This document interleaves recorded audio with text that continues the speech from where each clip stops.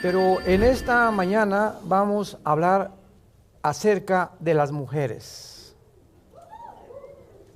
No se pongan tan contentas, ¿eh? No, mi esposo ahorita me dijo, te suplico, por favor, sé misericordioso. Le dije, mi amor, no te preocupes, le digo, es la palabra de Dios. Y una de las cosas más maravillosas de la Biblia es que ahora sí, como en México decimos, a mí que me esculquen. O sea, la palabra, y si alguien se enoja o a alguien no le parece, se está peleando contra Dios, porque nosotros no hicimos la Biblia. Así que solamente Dios nos pide que seamos fieles a este mensaje y que lo compartamos. Las reacciones siempre van a ser positivas y van a ser negativas, porque no todas las personas están abiertas en su corazón para recibir y hacer la voluntad de Dios. Muy bien. Vamos a comenzar, aunque ustedes no lo crean, abran sus Biblias en Proverbios 31 y en Tito capítulo 2 y 1 Timoteo capítulo 2. Son los tres pasajes de la Biblia. Proverbios 31 en el Antiguo Testamento, la mujer virtuosa. Tito capítulo 2 y 1 Timoteo capítulo 2. Son estos dos pasajes que vamos a leer y a extraer la sabiduría que Dios ha dejado para las mujeres en estos pasajes, y es maravilloso que puedan las mujeres entender el privilegio que Dios les dio.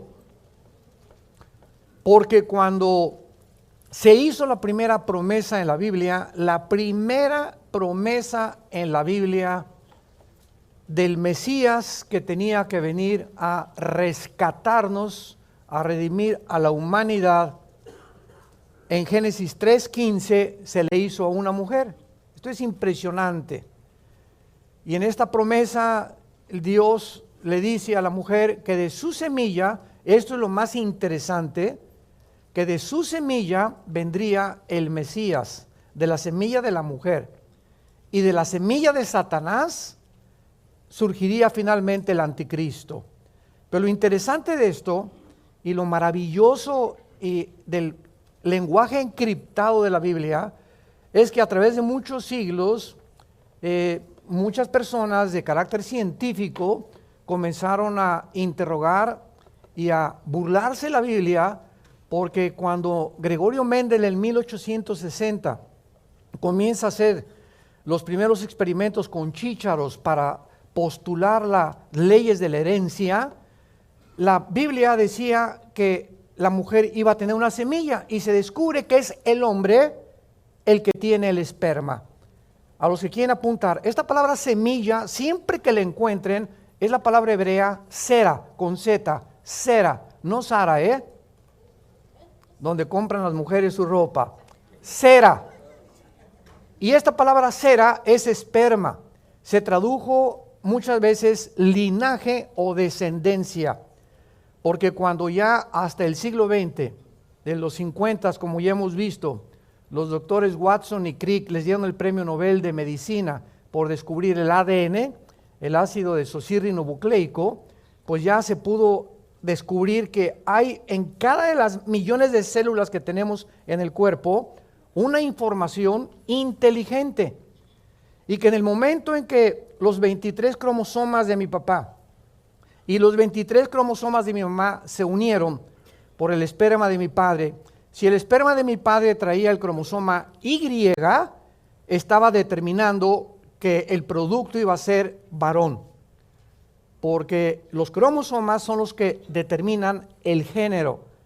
Y si el cromosoma de mi papá era X, se junta con los dos X de mi mamá, el producto va a ser mujer. Esto es interesantísimo a la luz de la genética de la Biblia. Entonces, cuando la Biblia promete que de la semilla de la mujer iba a venir el Mesías, pues se comenzaron a especular, oye, pero el que tiene la semilla no es la mujer es la receptora del esperma, de la semilla del varón. Y ya vamos a ver que el varón es el que transmite el pecado a través de su semilla del cromosoma Y desde Adán. Ahora bien, si la mujer iba a portar la semilla, inmediatamente se deduce que la entrada del Mesías al escenario mundial sería de carácter sobrenatural. Jesús, el Hijo de Dios, no podía nacer de un esperma contaminado Y del varón. Además, el Mesías no iba a ser mujer. El Mesías tenía que ser varón, por lo que tenía que portar el cromosoma Y. Entonces comenzó la gente a especular cómo aquí la Biblia se equivocó. No es la mujer la que tiene el esperma o la semilla, es el varón. Pero pasaron 3 siglos más o menos, o 4, cuando el profeta Isaías abre un poquito más la revelación, y entonces dice en Isaías que una mujer virgen, en el hebreo es alma en el hebreo es una mujer que no ha tenido relaciones entre los 14 y 17 años de edad, que el Mesías nacería de una virgen. Se complicaba más la cosa. Si es virgen, ¿cómo puede producir a un varón, verdad? Y entonces cuando ya pasan aproximadamente 700 años desde Isaías hasta el nacimiento de Jesús, porque Isaías profetizó 700 años antes de que un ángel llamado Gabriel se le aparece a María, Lucas 1, Mateo capítulo 2, y le dice el ángel a María, María, vas a ser mamá. María estaba comprometida con José, significa que no se habían casado, todavía no venían a Cancún a la luna de miel. Y María se sorprende y le contesta al ángel, pero ¿cómo puede ser eso si nosotros no hemos tenido relaciones todavía? Y entonces el ángel Gabriel le dice a María, el santo ser que va a nacer en tu vientre, su papá no va a ser José, se va a llamar Hijo de Dios. Y ustedes no le van a poner el nombre, porque su nombre será Yeshua, que significa Jesús, que significa el Salvador. Entonces, el nacimiento y la entrada del Hijo de Dios al mundo tenía que ser por la obra del Espíritu Santo. El Espíritu te cubrirá, y esta palabra cubrir aparece 3 veces nada más en la Biblia. En Génesis 1:2, el Espíritu cubría la tierra y comenzó, como esta palabra significa, cuando la gallina se pone sobre sus pollitos, los cubre y los empolla. El empollamiento viene con la cubierta de la gallina sobre los pollitos. Es la misma palabra que el Espíritu Santo, como una gallina, se puso arriba del planeta Tierra y produjo la vida. Toda la vida viene del Espíritu de Dios. La segunda vez que aparece esto es con María. El Espíritu te cubrirá y te hará empollar, con un lenguaje coloquial. Y la tercera vez es para nosotros. Cuando nosotros recibimos a Jesús como nuestro Salvador, el Espíritu Santo, una obra personal, nos cubre y hace nacer, implanta dentro de nuestra alma la semilla del Mesías. Dice 1 Corintios 6, 19 y 20, ¿qué no saben ustedes que son hijos de Dios y que el Espíritu Santo mora dentro de ustedes? ¿Quién es un cristiano? No es una persona que va a una iglesia, que es católico, que es bautista, que es presbiteriano, que es de mormones. Un cristiano es una persona que tiene morando dentro de él al Espíritu de Dios. Porque tú puedes pertenecer a una religión o a cualquier conglomerado u organización sin que tengas la persona del Espíritu Santo.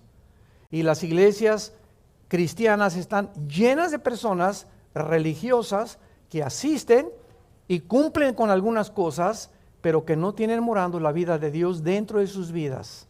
Se llama el sello del Espíritu Santo, Efesios 1, 13 y 14. Somos sellados cuando recibimos a Jesús. Hoy al acabar esta conferencia voy a hacer un llamado para invitar a todos ustedes, los que tienen dudas de que tienen la vida de Dios, lo puedan hacer hoy mismo en la mañana a través de una oración. Vamos a comenzar con Tito, capítulo 2. Y quiero comenzar con las ancianas, de atrás para adelante, porque lo vamos a ver ahorita. Es increíble que la Biblia pueda, ahora sí que podríamos decirle al Espíritu Santo, ¿cómo se preocupa por tantos detalles el Espíritu Santo, verdad? se preocupa cómo usamos el dinero, se preocupa cómo usamos a la esposa, nos da instrucciones de cómo educar a los hijos, cómo ser gobernantes, en fin, es impresionante la forma en que la Biblia nos puede vertir toda esa sabiduría para que nosotros podamos vivir de acuerdo a la voluntad de Dios y ya no conforme a lo que nosotros pensamos.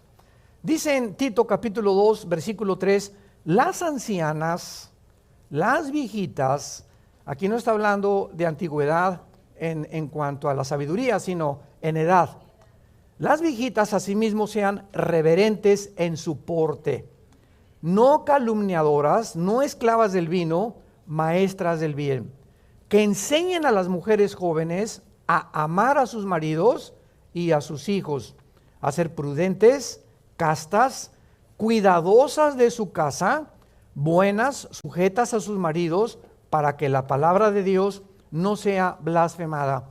Una de las cosas que Dios les aconseja a muchas de ustedes, tal vez muchas de ustedes tienen, pues ya llegaron al 5º piso tal vez, ¿verdad? A los 50, otras al 6º, tenemos aquí también señoras ya de 65, 70 años, etcétera, etcétera. Y Dios lo que nos está diciendo es lo siguiente: una mujer, no importa a la edad que llegue, nunca debe dejar de arreglarse. Una mujer no importa, porque la tendencia es, ya llegó a los 40, 45, las mujeres por tendencia comienzan a abandonarse. Ya tienen un hijo, 2 hijos, ¿verdad? Ya se les descompuso esto, y pues ya que sea, seguimos comiendo pizza y sigo comiendo chilaquiles y, ¿verdad?, pan dulce, etcétera, etcétera. Y muchas veces esto hace y provoca, ¿verdad?, las enfermedades como la diabetes, problemas de hipertensión, etcétera, etcétera, porque la tendencia es esa. Ahora hay muchos países en la que esto no es así. Por ejemplo, en Noruega, Dinamarca, en Suecia, en muchos en Estados Unidos. Mi esposo y yo, que radicamos en Dallas hace 13 años y viajamos cada 15 días a México regularmente, nos encontramos cantidad de viejitos en los parques, agarrados de las manos, y los viejitos todavía pellizcándole las pompis a la esposa. Y nos encanta ver eso. Digo, mira nomás, viejito rabo verde, ¿verdad? Pero ahí no es rabo verde porque es su esposa. No anda pellizcándoles a otras viejitas, ¿verdad? Y en México y en Latinoamérica es muy raro ver este espectáculo, ver viejitos ya grandes, 70, 80, 90 años de edad, todavía caminando juntos, acariciándose, besándose, porque la mayor parte de las veces entramos a un restaurante y ya no digamos 70, 80 años de edad, sino vemos parejas de 40, jóvenes de 50 años de edad, con el periódico, y ahí tienen 1 hora en el café y ninguno se ha dirigido la palabra. O se sientan en un parque y no tienen qué decirse. Y quiero decirles algo, la comunicación es esencial para mantener la llama del amor.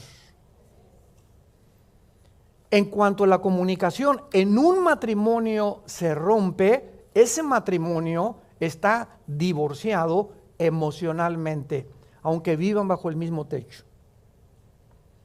Entonces, qué imprescindible es la comunicación. Yo recuerdo a nuestra abuela materna, la quiero poner como un ejemplo, ya murió, casi de 97 años, mi abuela materna. Yo llegaba se convirtió cuando tenía como 65 años porque era presidenta de la Asociación Católica de México. Era persinada y tenía la Virgen del Sagrado Corazón, sus medallas, en fin, una viejita muy, muy linda, muy religiosa, sinceramente. Era una católica sincera, amaba a Dios. Y cuando se convierte, bueno, pues le tardó como 1 año en que dejara todas sus reliquias y todos sus vírgenes, etcétera, etcétera, porque no podíamos presionarla por su edad, su capacidad mental.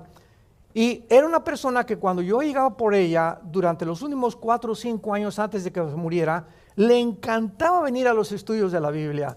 Y yo pasaba por ella a las 6:30 de la mañana, vivíamos en la colonia Nápoles, vivíamos en la calle Nueva York, que iba como 2 cuadras adelante, nosotros junto al viaducto, y pasaba yo a las 6:30 de la mañana, y a las 6:30 de la mañana la viejita estaba prendidita, traía una blusa de seda súper recocida, surcida por todos lados, que, ¿verdad?, se la cosió por acá, pero no se la quitaba. Usaba loción Sanborns en el pelo, con su peineta, tiene el pelo blanco, ojos azules, azules, azules, con una medallota grandota que ya no era de la Virgen María ni mucho menos, pero era impresionante que a las 6:30, 7 de la mañana, agarraba unos, ¿cómo se llaman? Pasadores, con un cerillo los quemaba y se enchinaba las pestañas. Ya no sé si lo hagan haciendo así, creo que ya no, ¿verdad? Se enchinaba las pestañas y salía la viejita y parecía una reina, que dice la Biblia, que no pierdan el porte, derechita, y caminaba así, ¿verdad? Y hay viejitas que caminan así, ¿verdad? Todas. Entonces, ¿por qué esto es importante? Simplemente porque son embajadoras de Dios. Son embajadoras del reino de Dios. Y desgraciadamente en las sociedades que vivimos, como te ven, te tratan.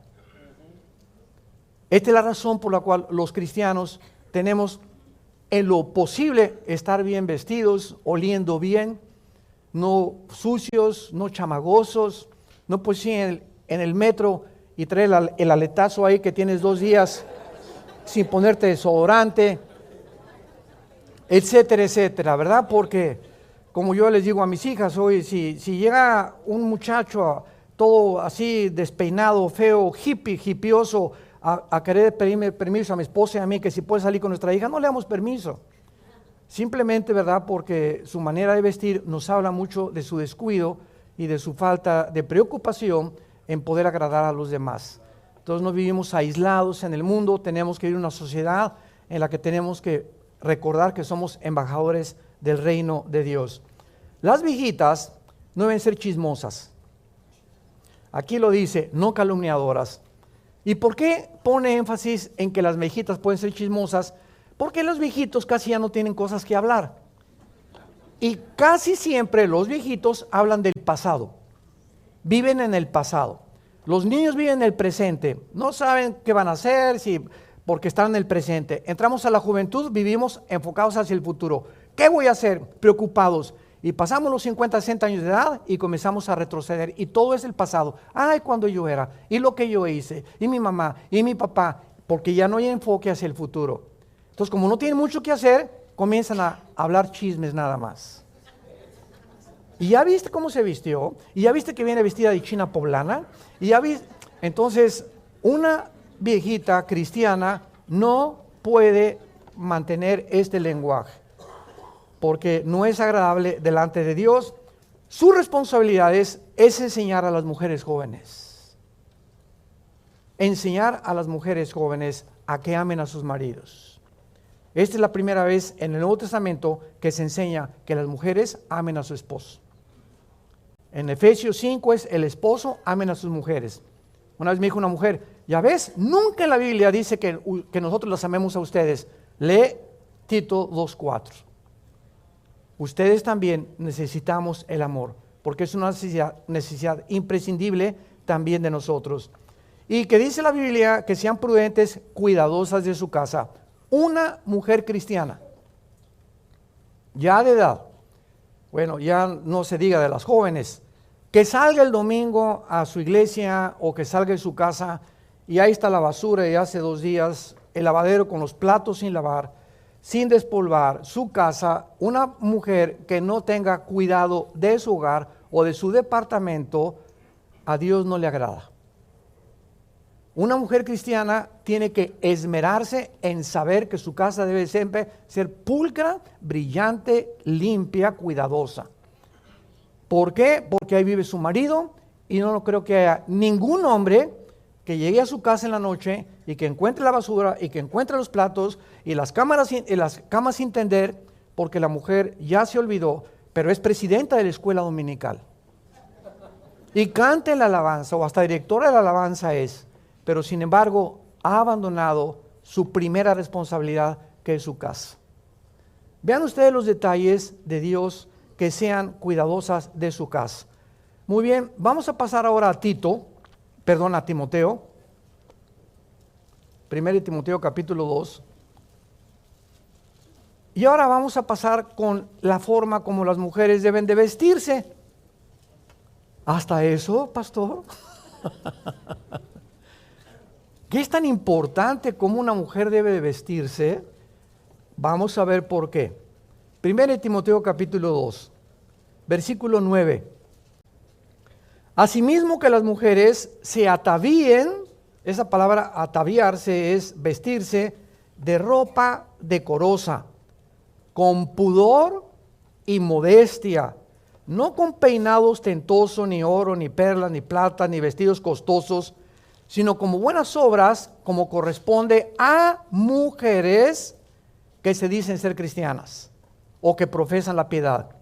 Estos versículos han creado mucha controversia en muchas iglesias cristianas, porque mi esposa y yo conocemos iglesias de tantas que hemos visitado, que hay mujeres que no se ponen nada de maquillaje y se visten como musulmanas.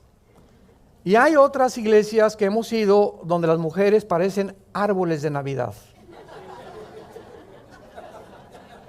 En una aparecen las momias de Guanajuato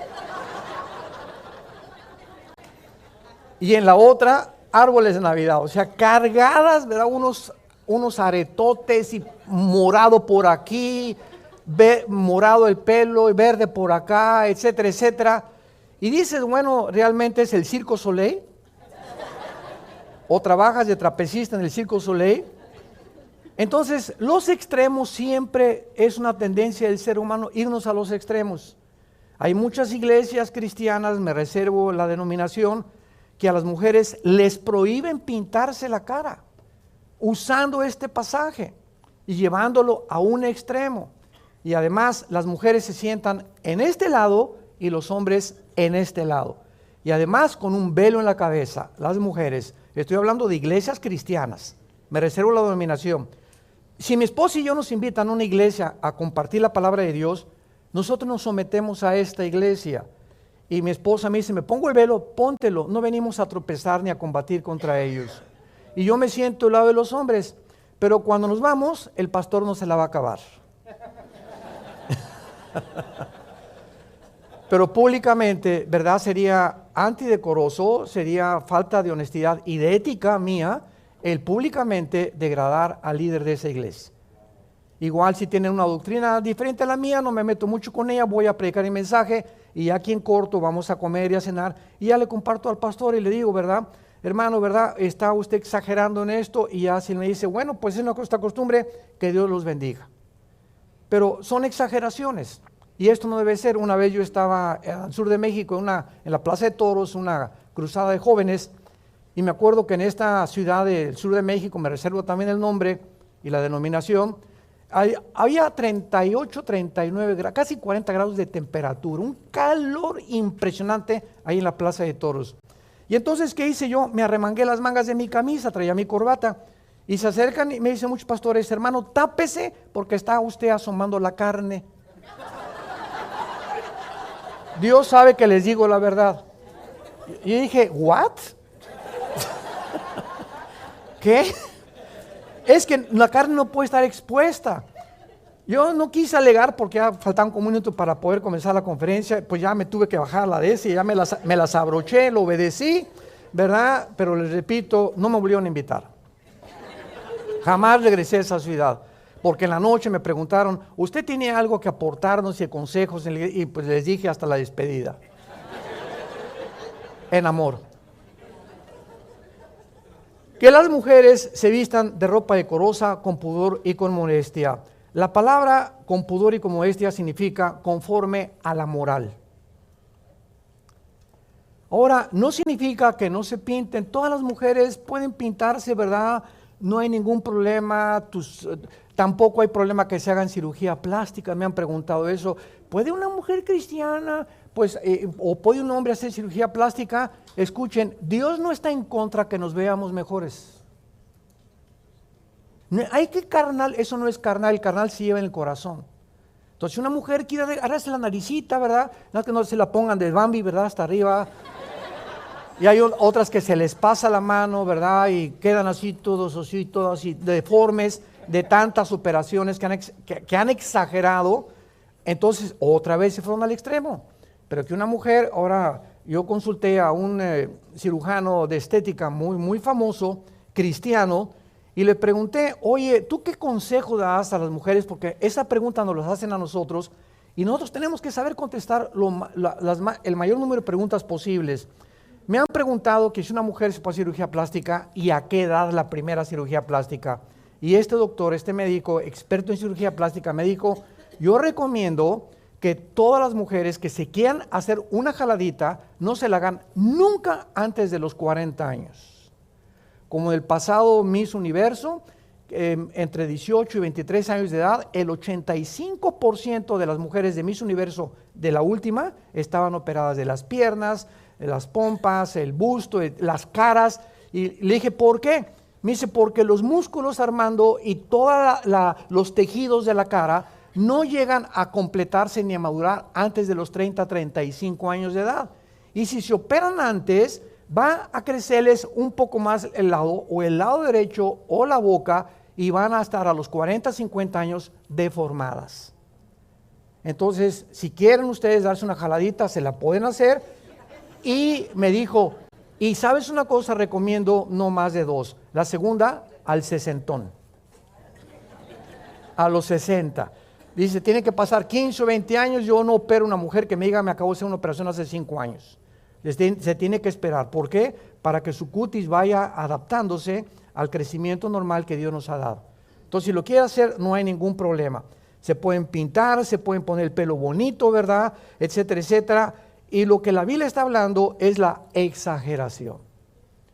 No puedes llegar como mujer cristiana a la iglesia el domingo con los ojos morados y con sombras negras, ¿verdad? Que no quiero usar ni un nombre ya para esto.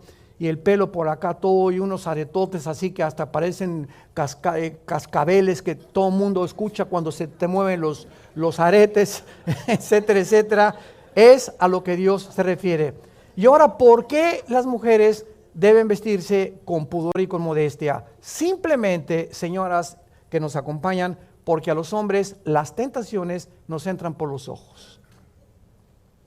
Una mujer cristiana no puede ser una mujer escotada, hasta por acá el escote.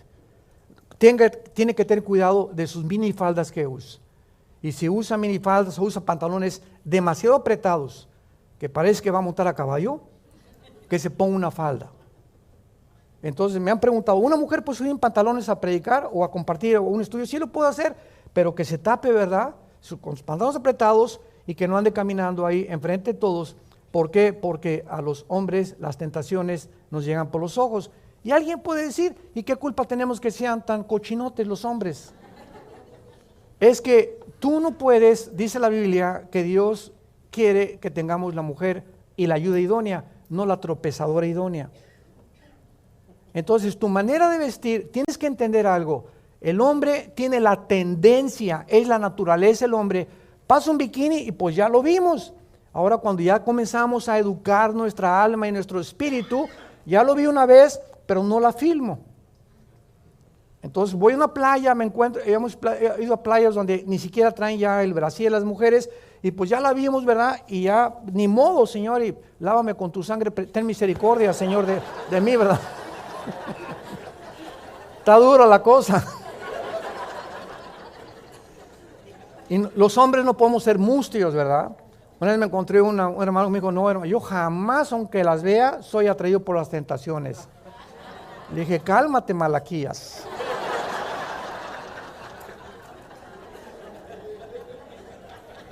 Vayamos a Proverbios, vayamos al libro de Proverbios de Salomón y veamos a este hombre que tuvo 700 esposas y 300 concubinas. Y vamos a ver la experiencia que nos puede compartir Salomón de todo este proceso que él atravesó, que Dios le permitió para vertir en estos libros, Proverbios y Eclesiastés, sus experiencias. Dice Proverbios capítulo 6, versículo 23 en adelante, Proverbios 6, 23, porque el mandamiento es lámpara y la enseñanza es luz, y camino de vida las reprensiones que te instruyen. Fíjense ustedes la razón detrás, para lo cual Salomón nos dice la importancia de guardar la palabra de Dios, para que te guarden de la mala mujer. Para que te guarden, vive en la palabra ten comunión con el Señor para que te guarden de la mala mujer. ¿Quién es esta mala mujer? De la blandura de la lengua de la mujer extraña. La palabra mujer extraña en el original hebreo es tiso, que significa la mujer que no es para ti. El día que yo me casé con Marta, ella se casó conmigo, le tuve que decir a más de 3 billones de mujeres, adiós, de aquí en adelante, este es un ejemplo, no estoy presumiendo. De aquí en adelante esta, igual a ella, ¿verdad? Pues se calcula que son aproximadamente más mujeres que hombres y a la mayor parte adiós. Entonces de aquí en adelante, este anillo que nos ponen significa que ya no estoy en el mercado. Un hombre casado que no trae el anillo, cuídate de él. Porque esto significa que ya no estamos en el mercado. Ya no hay un menú para ver. Entonces, una mujer mala, una mujer extraña, y estamos llenos de cantidad de mujeres coquetas, seductoras, como lo vamos a ver más adelante, lo primero que ven es las manos de los hombres. Hay unas que ya no les importa si traes o no traes anillo, pero la mayor parte de las veces al ver anillo, y es una muchacha educada en su casa con principios cristianos, sabe que si un hombre trae un anillo y la invita a tomar un café o es su jefe y tú eres la secretaria, no aceptas esa invitación, simplemente porque es un hombre casado. O si usted viene con su esposa, don Pancho, lo acompaño con mucho gusto. Ni tampoco me subo a su carro con usted, ni tampoco acepto ninguna otra invitación a Cihuatanejo con usted. ¿Por qué? Porque esto nos habla claramente de que ya estamos en un pacto con una sola mujer. Para que te guarde de la mujer extraña, no codicies su hermosura en su corazón, ni te prenda con sus ojos. Porque a causa de la mujer ramera, el hombre es reducido a un bocado de pan, y la mujer caza la preciosa alma del varón. Salomón nos dice con la sabiduría que Dios le dio, que el poder seductor de una mujer a cualquier hombre, por más macho, camacho y lo que sea, lo puede vencer. Y escuchen ustedes lo que dice claramente en Proverbios capítulo 7, versículo 24 al 26.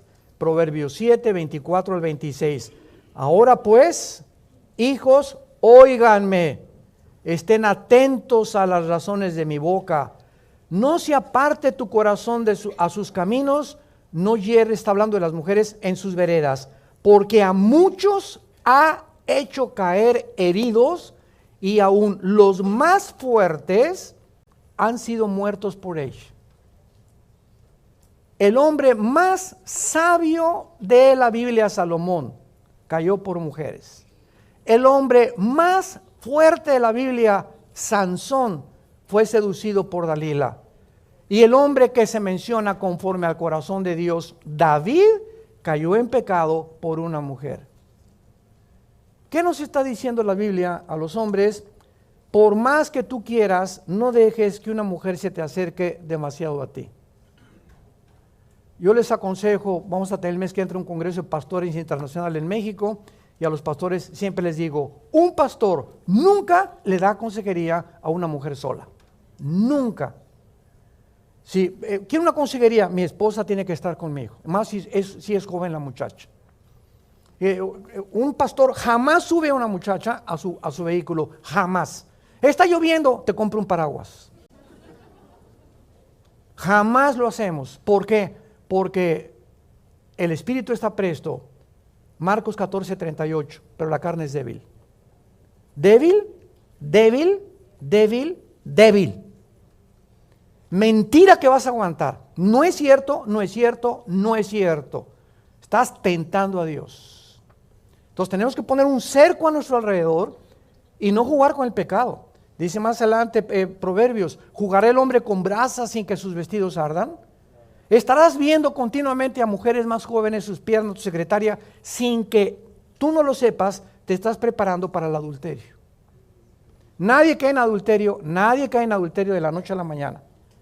Se prepara la mente viendo, fantaseando, imaginándote y no entregando eso a la cruz y sin que te des cuenta, viene la tentación y porque caíste, no tenías la fuerza espiritual para poder vencerla.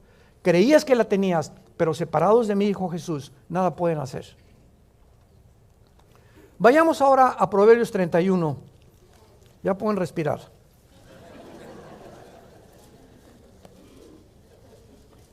Dura palabra es esta de oír, le decían a Jesús, pero es por el bien de todos ustedes.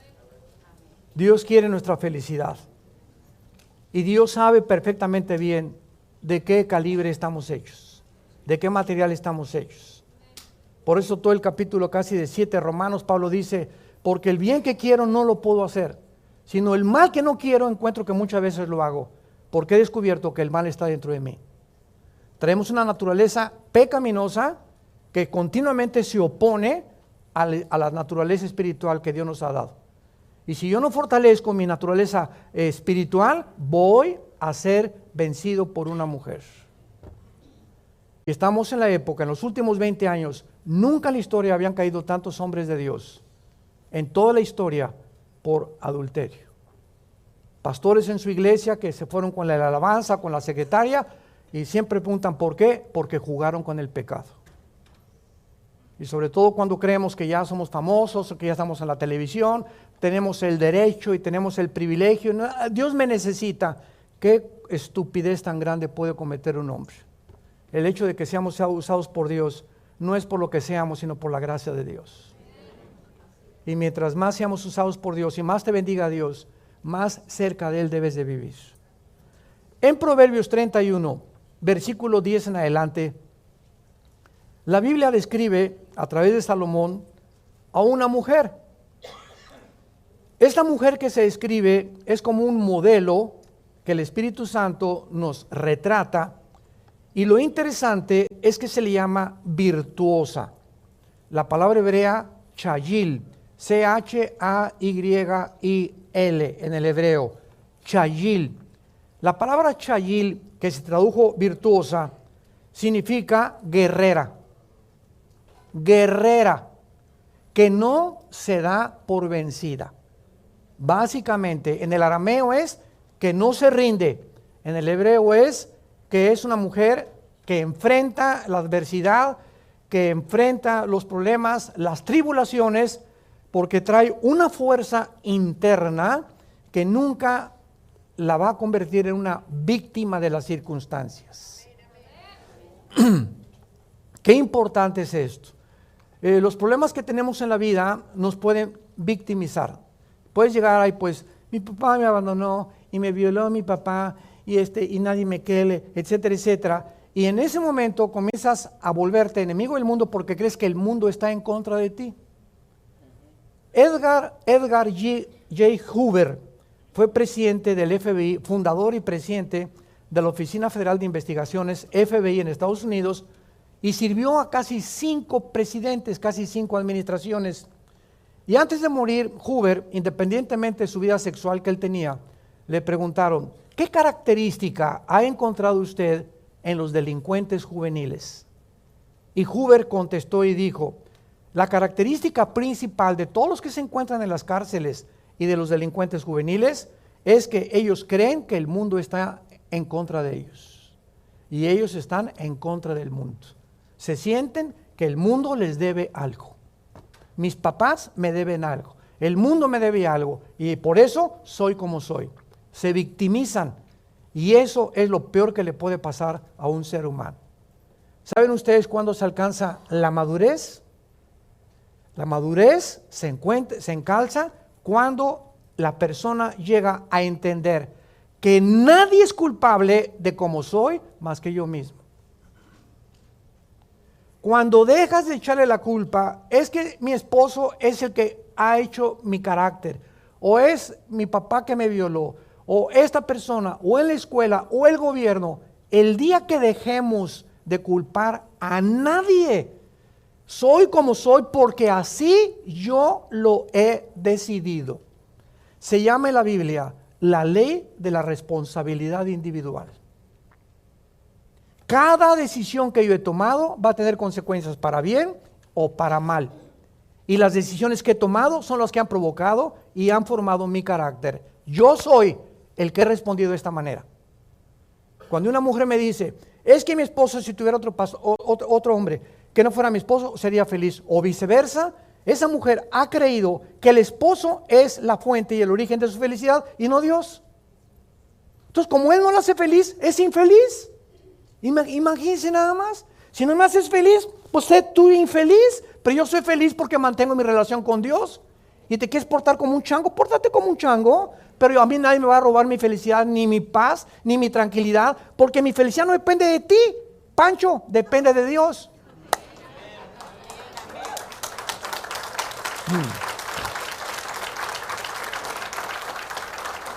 Y hay matrimonios que te encuentras amargados, ¿verdad? Es que mi vieja, como dicen en México, ¿verdad? Esto y el otro, y por aquí, por allá, y trae así cara Pancho de... Es que tu felicidad, ¿por qué hemos equivocado el origen de la felicidad? Ningún ser humano nos puede hacer feliz. Echando nuestra ansiedad sobre él, Él tiene cuidado de nosotros. No te dejaré, no temas, dice el Señor, nunca te dejaré ni te abandonaré. Quita los ojos de Jesús y ponles una persona creyendo que tu felicidad o tu dinero o tu suegra o tu hijo te va a hacer feliz. Te equivocas. Nos van a fallar todos los seres humanos. Todos los seres humanos nos van a fallar porque somos imperfectos. Por eso dice Dios, ámame con todas tus fuerzas, con toda tu alma y con todo tu corazón. Entonces no tienes la justificación para estar amargada, ni amargado tampoco.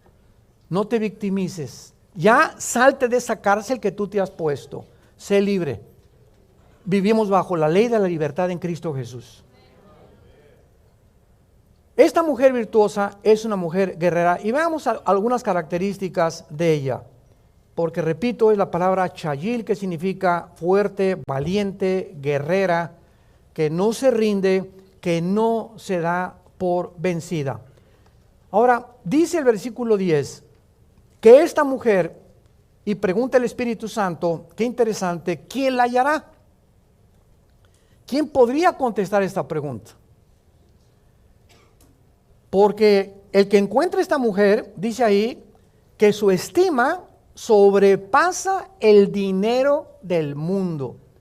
Esta mujer es completamente invaluable por el mundo. Esta mujer es mejor que sacarte la lotería. En otras palabras, ¿quién la hallará? ¿Quién es el que conteste esta pregunta? Es muy fácil de contestar. El que la esté buscando. Yo les digo a los jóvenes, ¿andas buscando novia? Por el amor de Dios, no vayas nunca a una discoteca a buscar novia. No vayas a una iglesia porque nos vamos a cambiar de iglesia porque mis hijos no encontraron aquí novias. No se imagina la cantidad de familias que hay así, ¿no? Entonces, el retrato más grande del noviazgo, de acuerdo a Dios, lo encontramos en el libro del Génesis, cuando el criado de Abraham le va a buscar esposa a Isaac, ¿se acuerdan? Y manda a Abraham a su criado a que le mande, y después de un procedimiento, etcétera, etcétera, encuentra a Rebeca. Pero el cuadro más hermoso que hay en la Biblia, se los comparto a los jóvenes siempre, es que viene Rebeca montada en un camello, toda como antes, ¿verdad? Se tapaban, y dice la Biblia que Isaac se encontraba meditando la palabra de Dios. Nunca Isaac fue a buscar novia. Nunca se preocupó andar buscando con quién. Dios se la trajo en una charola de plata. Simplemente porque si ponemos a Dios en primer lugar, Él nos dará todas las cosas por añadidura. Mateo 6:33. ¿Y cómo venía Rebeca? ¿Con el ombligo de fuera? ¿Con minifalda? Al contrario, venía pero completamente vendada. Y ahora es al revés. Ahora las muchachas se quitan lo más que pueden y hasta le hacen así con el ombligo de fuera, ¿verdad? Tratando de atraer la atención de los muchachos, desgraciadamente, pobre estima de estas mujeres sobre su cuerpo. Y pues sí vas a traer a 100, yo les digo, vas a traer a 100 abejorros detrás de ti. Pero las personas que se acerquen, recuerda una cosa, se van a acercar por tu cuerpo, van a buscar tu cuerpo y no el espíritu que Dios te ha puesto dentro de ti. qué grave equivocación que una mujer quiera atraer a hombres por la forma provocativa en vestirse. La mujer virtuosa sobrepasa todas las piedras y el valor que le podamos dar. Dice el versículo 11, el corazón de su marido está en ella confiado y no carecerá de ganancias. En otras palabras, el corazón de su marido está en ella confiado. ¿Por qué? ¿Por qué son los celos? Hay celos buenos, hay celos malos. ¿Sabían ustedes eso, verdad? Hay un enojo santo o una ira santa, hay una ira no santa. Dice en Efesios, enójate porque forma parte, pero no amanezcas enojado. Nunca permitas 2 días enojado con tu esposo. Ya nos gritamos, ya nos sombrereamos, ya nos discutimos. Ok, procura en la noche, Señor, Padre, perdónanos, mi amor, perdóname, pero no quiero mañana amanecer igual que como nos peleamos hoy en la tarde. Porque cuando el enojo dura 2 o 3 días y no hay perdón en la pareja, abrimos la puerta a los demonios. Se vienen contra nosotros a crear amargura, rencor, y el alma comienza a ser envenenada. Y en cuanto hay amargura, se pierde el discernimiento de la voz del Espíritu Santo. Vienes a la Biblia y ya no vas a entenderla o no te va a poder Dios hablar porque hay un estorbo en tu corazón. Saca de ti el rencor y la amargura para que tu comunión con Dios sea limpia y transparente. ¿Por qué el corazón del hombre está confiado? Hay celos buenos. Si mi esposa me dice, por ejemplo, un día, voy a comprar pan a la panadería, y yo sé que en esa cuadra donde está la panadería hay un grupo que siempre se junta de muchachos no cristianos, no así pandilleros, entonces yo le digo, te voy a acompañar. Ella no me va a decir que porque está celoso, no, te voy a acompañar porque mi celo es evitar que alguien te pueda lastimar. Entonces no la acompaño por un pensamiento de que se va a ir con los pandilleros, sino simplemente para protegerla. Dice Santiago capítulo 4, versículo 4, que Dios es celoso de nosotros. Es un celo santo, nos cela a Dios cuando Él sabe que algo nos va a pasar malo y trata de quitarnos esas amistades que nos pueden lastimar. Ahora, los celos equivocados son la falta de confianza por la inseguridad de que tu esposa o tu esposo te vaya a fallar. Ahora, ¿por qué el marido de esta mujer está confiado? Simplemente porque ella no es coqueta. Porque ella no es coqueta. Si tú vas con tu marido, ¿verdad? Y ves que tu esposa voltea a ver a todos los hombres y por aquí, por allá, pues es una coqueta. Sus ojos tienen que estar en Jesús. Y cuando una mujer se viste y camina así, ¿por qué te vistes así, mi amor? Pareces licuadora como te mueves. Por el amor de Dios, o sea, si te quieres mover, muévete conmigo en la noche. Y la danza de los 7 velos si quieres, ¿verdad? Pero ¿por qué te tienes que mover así o caminar así en la calle donde cientos de miradas de hombres te están viendo? ¿Quieres realmente atraer miradas de otros hombres que no son tu esposo sobre tu cuerpo? No eres una mujer piadosa. Las mujeres que profesan caminar con Jesús tienen que cuidar su manera de caminar, de mirar a los hombres, etcétera, etcétera. Y por eso el corazón del hombre está confiado. Mi esposa, ¿por qué tiene confianza en mí? Ella sabe cuando voy a algún lugar, ¿verdad? Y me lo ha dicho muchas veces. Yo de veras se lo digo sinceramente, aquí está mi esposa el testigo, vamos a un restaurante, vienen meseras en Estados Unidos, la mayoría son muy bonitas en Estados Unidos las meseras, y siempre les hablo de Cristo, pero con ella. Entonces cuando un marido dice, es que me encanta testificar, pero siempre le gusta testificarle a jovencitas. Digo, ya puedes sospechar, ¿verdad? Entonces una vez mi esposa me dijo, ¿sabes qué me molesta que lo hagas? Ya no lo volví a hacer. Ya no lo, mejor le dije a Caleb o a mis hijos, ¿verdad? Háblenle ustedes a la mesera del Señor. Para evitar, o sea, a mi esposita le molesta, ok, yo no quiero hacer nada que le moleste. Y si ella tiene una actitud también se lo voy a decir y eso nos va a ayudar a poder edificarnos mutuamente. Pero tenemos que estar atentos a eso. Y esta es la razón de los celos equivocados. En el versículo 12 dice que su lealtad es a su marido.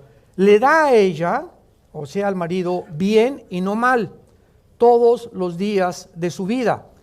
Significa, ¿verdad?, que ella, esto es importante, nunca, nunca, nunca, mujer que me escuchas, critiques a tu marido públicamente. Nunca. No te atrevas a hacerlo. Y menos cuando está junto a ti. No hables mal de tu marido, peor todavía. Porque en ese momento tu marido, pues, ¿verdad?, tendría ganas de, ¿qué voy a hacer? Digo, ¿cuánta deslealtad puede una mujer tener? Humillar a su marido públicamente o hablar mal de él públicamente, o peor todavía, enfrente de él, degradarlo. Una vez mi esposa y yo estábamos en Tucson, Arizona, hace muchos años, y estábamos en una reunión de pastores que nos invitaron a compartir.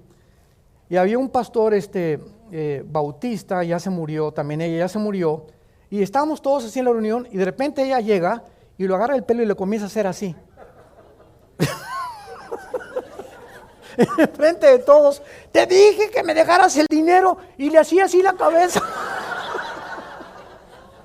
No lo podíamos creer.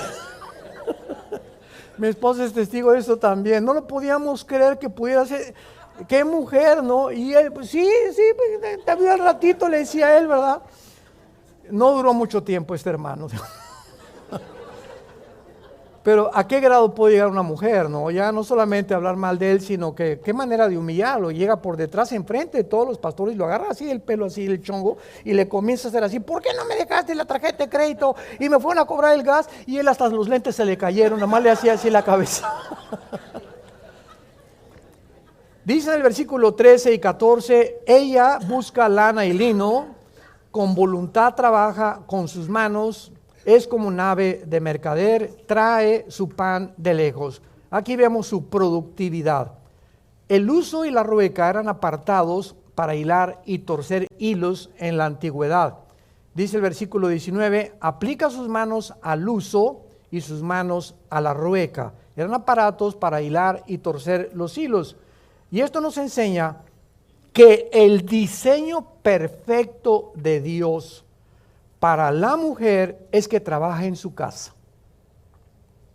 Ahora bien, hasta 1950, el 8% de las mujeres en Estados Unidos trabajaban.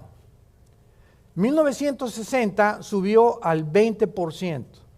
Y ahí brincamos ya para no ir con tantos años al siglo XXI, donde en Estados Unidos el 90% de las mujeres trabajan fuera de su casa en Estados Unidos de Norteamérica. ¿Qué ha producido esto? Bueno, en que él no tiene mucho dinero, entonces ella quiere trabajar y quiere buscar su independencia, porque si se divorcia, ella pueda tener una manera de sostenerse, y mientras tanto, los que la pagan son los niños, educados en las guarderías todo el día. Allá sales en Estados Unidos a las 8 de la mañana a trabajar, tienes una hora para comer y llegas a tu casa a las 6, 7 de la noche. Y los niños así crecen, y la delincuencia, como ustedes saben, en Estados Unidos es terrible. Ya están matando los niños de 10, 12 años de edad, ellos en las escuelas, porque el niño necesita seguridad, cariño y amor. Ahora bien, si tu esposo, por ejemplo, es abogado y tú eres secretaria, qué bendición que sea la secretaria de tu esposo. Si tu esposo es médico, qué bendición que tú seas la enfermera de tu esposo. Si tu esposo es pastor, qué bendición que tú lo ayudes en tu casa con tus hijos y que puedas tener tu prioridad. Pero si ustedes no pueden, ya no tienen hijos ni mucho menos, y la mujer quiere trabajar, no hay ningún problema. Sería un extremo, aquí te quedas, aquí a hacerme los frijoles. Entonces tenemos que orar para poder tener un hogar organizado, equilibrado, y que Dios nos pueda dar la sabiduría para saber cómo actuar. Pero el ideal, repito, el ideal bíblico es que la mujer trabaje en su casa. Ese es el ideal. Cuidando a sus hijos, ahí es donde la mujer se realiza. Pero la mujer independiente del siglo XX comenzó a abrirse paso por el machismo del hombre. Porque se la relegaron, las oprimieron, y vino el movimiento de liberación femenino. Vemos el versículo 15 en penúltimo lugar, que dice la Biblia: se levanta aún de noche y da comida a su familia y ración a sus criadas. Su principal preocupación de una mujer de Dios es su familia, no su trabajo. Yo tengo una hermana, se los digo con todo mi corazón porque ella cuenta su testimonio. Tere, ahora ella y su esposo se casó con un norteamericano, viven cerca en San Francisco, California. Mi hermana tiene 3,300 iglesias, y ella y su esposa en consejería pastoral. ¿Por qué? Porque solo el temor de Dios es el que nos hará vivir tranquilos y confiados en Él. Oremos.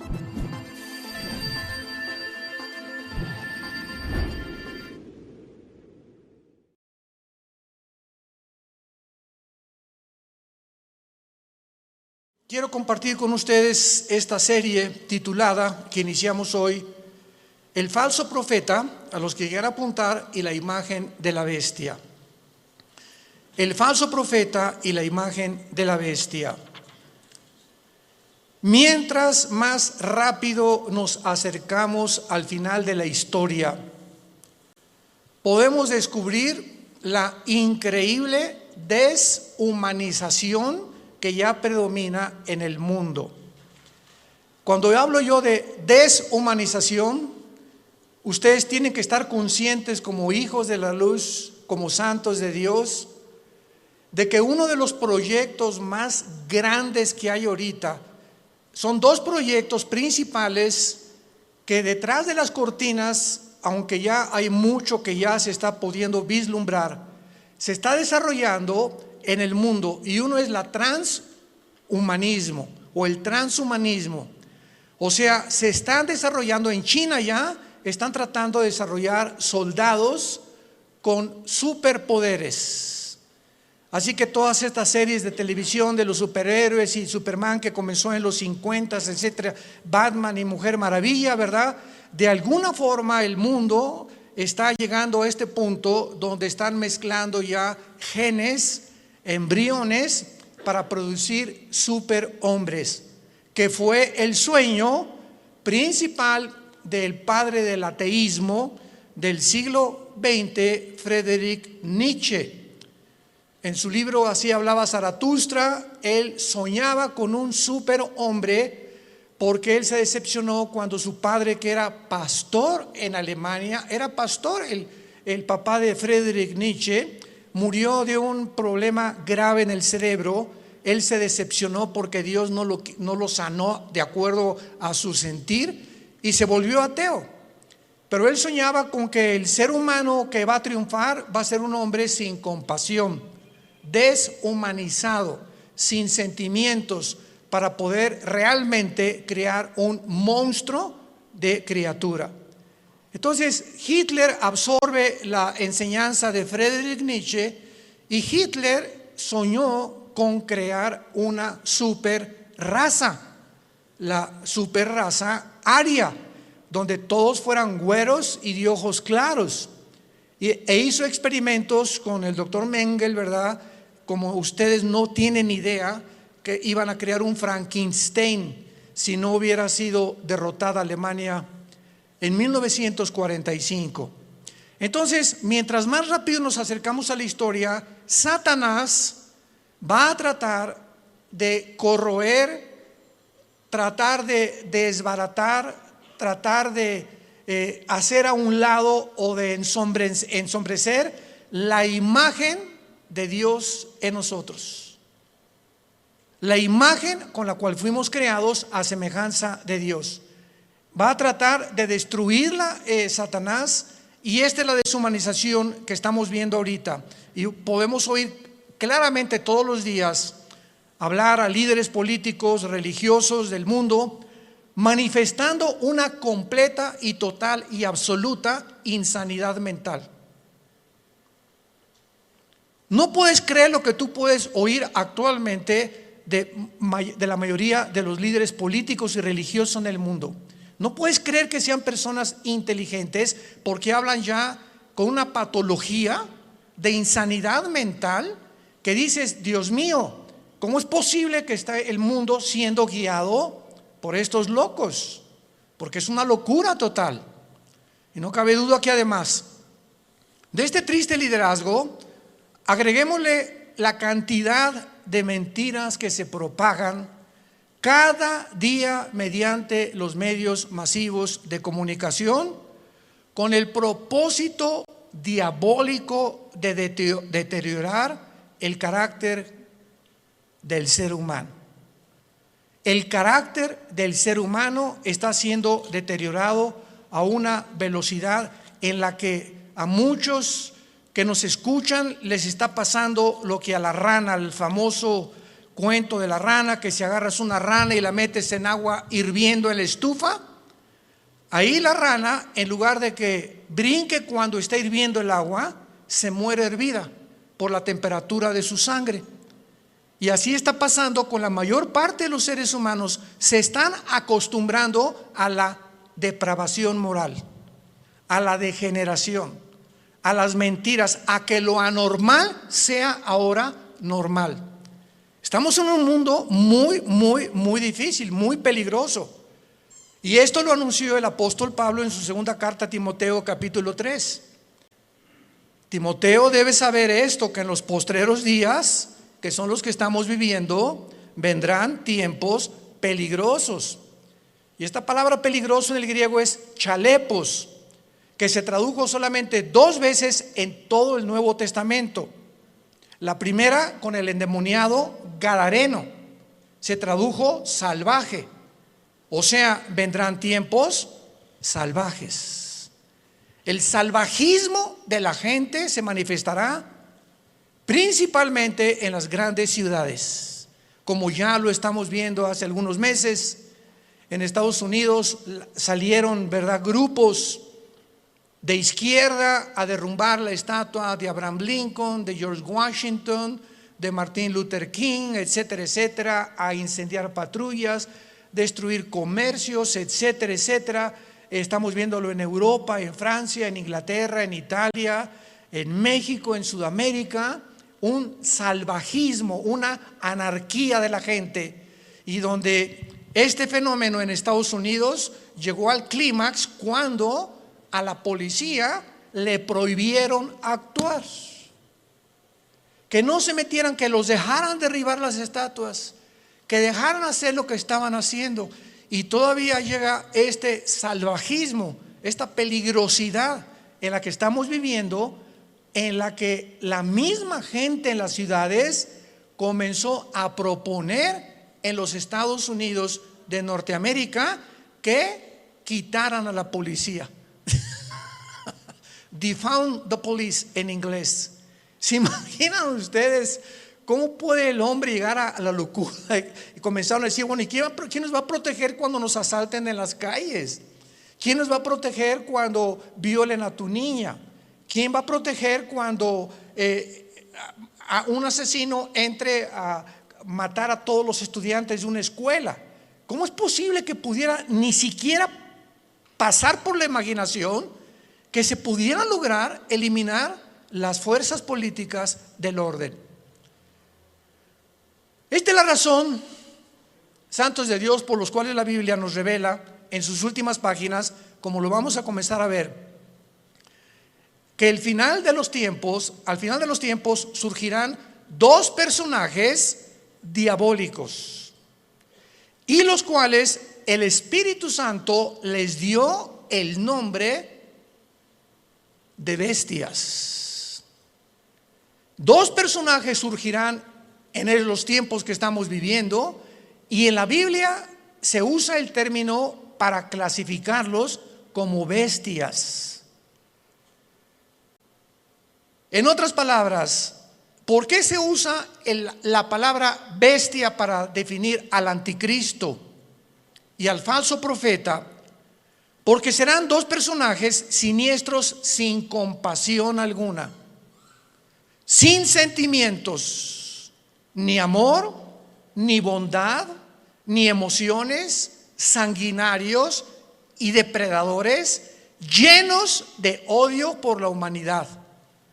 Estos 2 personajes tendrán el control político, religioso y económico del mundo durante los últimos 3 años y medio de la gran tribulación. Quiero de aquí en adelante, que vamos a abarcar este tema, con mucho cuidado, ustedes que son estudiantes de escatología y de profecía bíblica, para que puedan ustedes ver de una forma cronológica el orden de las profecías, que no lo puso Dios en orden a propósito, y que pudiéramos ya comenzar a alumbrar nuestra mente para darnos cuenta que nos encontramos ya en esos tiempos donde la deshumanización, el carácter del ser humano, hombres amadores de sí mismos, sin afecto natural, sin afecto a los niños, sin afecto a su esposa, sin afecto a su esposo, con una rebelión impresionante contra cualquier gobierno. Vivimos un tiempo de anarquía y tenemos que estar conscientes como hijos de Dios de no solamente vivir y, bueno, yo trabajo y tengo mi taller de carpintería o de plomería o mi buffet de abogados o mi consultorio médico, etcétera, etcétera, y nos metemos en una burbuja donde ese es nuestro mundo nada más, desconectándonos y abrir una ventana para ver lo que está pasando en el mundo, por lo que está pasando en el mundo nos va a alcanzar a los que no estén protegidos. Como dice en Lucas 21, 32 en adelante, Jesucristo: orad para que sean tomados por dignos de escapar de estas cosas, de las cuales sobrevendrán al mundo entero. Abran sus Biblias en Apocalipsis capítulo 13 y vamos a comenzar esta serie, el falso profeta y la imagen de la bestia. Yo estoy muy emocionado porque anoche le decía a mi esposa, por cierto, acabamos de tener a nuestra primera nietecita. Natalia, nuestra hija, acaba de ser mamá. No es porque sea nuestra nietecita, pero está bella, está hermosísima. Y mi esposa, como Pepita en comal, ya ni me pela. No está, ¿verdad?, completamente su primera nieta de mi esposa. Y está, ¿verdad? Pero bueno, yo la comprendo, a todos ustedes son mujeres, ¿no? Entonces, pues estamos pasando un tiempo hermoso, ¿verdad? Donde ella no quiso venir hoy a la iglesia. Me dijo que la disculpara ante ustedes, porque me dice, bueno, van a llegar las hermanitas, me van a abrazar, estas cosas, y no quiero contaminar. Me tiene un miedo tremendo a comunicarle algo a su nietecita. No sale ahorita de la casa de mi esposa más que de la casa de ella a la casa de Natalia, mi hija, etcétera, etcétera, y de vez en cuando a un restaurante. Pero es maravilloso que podamos darnos cuenta que estas criaturas que están naciendo actualmente en el siglo XXI, el mundo que van a enfrentar. Impresionante el mundo que van a enfrentar. Y en el Apocalipsis capítulo 13, versículo 11 en adelante, se describe que después de enunciar el Espíritu Santo en el versículo 1, que del mar subió una bestia que es el anticristo, dice: después vi otra bestia que subía de la tierra. Una sube del mar y la otra de la tierra. La bestia que sube del mar, síganme con mucho cuidado, no es el anticristo, es el principado demoníaco que entrará al anticristo. El anticristo va a ser un ser humano como tú y como yo, pero cuando la Biblia habla de la bestia, está hablando de principados demoníacos, como dice en Apocalipsis capítulo 11, la bestia que sube. Ahí nos damos cuenta, esta bestia, ¿de dónde subió? No de la tierra, subió del abismo. ¿Y qué es el abismo? Es la prisión de los ángeles caídos que se rebelaron contra Dios y de muchos demonios. Entonces vemos que alguien de esa prisión va a ser soltado y va a poseer completamente a la persona del anticristo. Entonces el anticristo será bestia, humano. Y esto es interesante porque Cristo fue Dios, hombre. Cristo era 100% hombre y 100% humano. Cristo fue poseído por el Espíritu Santo y lo dijo repetidamente: yo no hago nada como humano, más que lo que veo hacia el Padre, y en el Espíritu Santo echo fuera demonios. Yo hablo no mis palabras, sino las palabras del Padre. Cuando yo voy caminando por la calle, yo no digo, ay, voy a sanar a este cieguito. No, si el Padre no me dice que lo sane, no lo sano, porque no he venido a hacer mi voluntad. Vino a someterse su humanidad 100% a la dirección del Padre. Y si esta Trinidad diabólica, que va a ser el Padre, va a imitar al Padre, Satanás. El anticristo va a imitar a Cristo, porque la palabra anticristo apunta, lo significa en contra de Cristo o en el lugar de Cristo. Implica las dos definiciones. Y el falso profeta hará el papel o jugará el papel del Espíritu Santo, la Trinidad diabólica. Entonces, cuando comenzamos a poner todo esto junto, comenzamos a entender tantas cosas en la Biblia que aparentemente en una lectura superficial no lo podemos descubrir. Entonces, la bestia, el anticristo, sube del abismo, porque ahí dice, apúntalo, Isaías 27, versículo 1 y 2, que la serpiente voladora que vive en el mar. El dragón se le menciona ahí que es Satanás. Entonces, en las profundidades del mar, cuando baja en una sonda que tal vez son 8,000, 9,000 metros, a donde puede llegar la profundidad más grande en un océano en el mundo, debajo del océano está el abismo, en el centro de la tierra. Ahí está el Hades, la prisión de los demonios, con compartimentos como es el abismo y el Tartarus, que en 2 de Pedro capítulo 2 se menciona que es la palabra infierno. Entonces, aquí en este planeta, en el centro de la tierra de este planeta, hay 3 prisiones que nadie va a poder bajar. Y es interesante que estamos ya queriendo ir a Marte. Jamás nadie podrá ni siquiera tocar el centro del globo terráqueo. Lo único que los científicos saben es que el centro de la Tierra es fuego. Es la única información que tienen hasta este momento. Entonces, el falso profeta, que se le menciona como otra bestia, subía de la tierra porque va a ser un hombre, aunque también desde luego poseído por demonios. Y vean ustedes cómo se presenta este falso profeta, con 2 cuernos semejantes a los de un cordero. Y la palabra cordero aquí en el griego es arnión. Arnión con A-R como suena, que significa corderito. Chiquito, un borreguito chiquito, inofensivo, pero hablaba como dragón. O sea, este hombre, que es el falso profeta, va a ser el compañero en los últimos 3 años y medio nada más.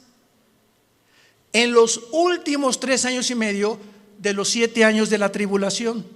Él y el anticristo van a actuar juntos durante 3 años y medio, porque el falso profeta va a ser su ministro de propaganda, de economía y de religión. Los primeros 3 años y medio de la tribulación son para la gran ramera, el sistema religioso del papado, que vamos a hablar también claramente, que no hay duda alguna. El mismo Vaticano lo entiende y pone en una de sus Biblias que es realmente el Vaticano la cueva de demonios, donde durante los primeros 3 años y medio el sistema religioso de la ramera, que va a ser un papa, no sabemos si todo esto lo vamos a ver en esta serie, o otro papa, pero este sistema religioso, muchos decían que el jefe iba a ser el falso profeta, porque el falso profeta también va a tener algo de religioso. Pero ¿cómo puede ser el falso profeta si van a ser los primeros 3 años y medio y el gobierno del anticristo va a quemar Roma? Apocalipsis capítulo 17, va a quemar los 10 gobiernos del anticristo, quemarán a la ramera. Y dice Apocalipsis 17 que la ramera es una ciudad que en los tiempos de Juan gobernaba sobre las naciones. Entonces, una vez que destruyan Roma y al Papa y el sistema religioso, A los 3 años y medio, el falso profeta comienza a hacerle una imagen. Esto es una síntesis de todo lo que vamos a desarrollar. Le va a hacer una imagen al anticristo, que posiblemente esta imagen vaya a tener un demonio dentro, que le vaya a dar vida a la imagen. Síganme con cuidado, por favor. Que va a estar dentro del templo, en lugar santísimo.